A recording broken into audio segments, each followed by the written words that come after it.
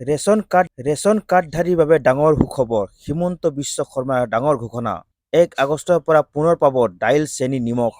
June মাহৰ পৰা সাময়িকভাৱে বন্ধ হৈ থকা সুলভ মূল্যৰ মচুৰ দাইল, চেনি আৰু নিমখ বিতৰণ আঁচনি পুনৰ আৰম্ভ হ'ব আগষ্ট মাহৰ পৰা। এই কথা ঘোষণা কৰিছে মাননীয় মুখ্যমন্ত্ৰী ডক্টৰ হিমন্ত বিশ্ব শৰ্মাই।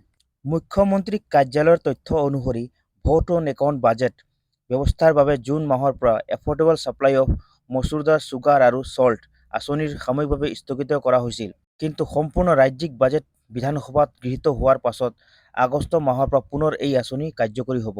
আনহাতে মুখ্যমন্ত্ৰীয়ে স্পষ্ট কৰি দিছে যে বিনামূলীয়া চাউল বিতৰণত কোনো ধৰণৰ প্ৰভাৱ নপৰে। আগৰ দৰে সকলো হিতাধিকাৰীয়ে প্ৰতিমাহে বিনামূলীয়া চাউল লাভ কৰি থাকিব। গতিকে ৰাজ্যৰ প্ৰায় ৭০ লাখ ৰেচন কাৰ্ডধাৰী পৰিয়ালৰ আগষ্ট মাহৰ পৰা পুনৰ সুলভ মূল্যত দাইল, চেনি আৰু নিমখ লাভ কৰিব। এই ঘোষণা গৰীব আৰু মধ্যবিত্ত পৰিয়ালৰ বাবে যথেষ্ট স্বস্তিদায়ক বুলিয়েই ধৰা হৈছে। আপোনালোকে চাই আছে D4+। এনেধৰণৰ বাতৰি পাবলৈ চেনেলটো ছাবস্ক্ৰাইব কৰিব। ধন্যবাদ।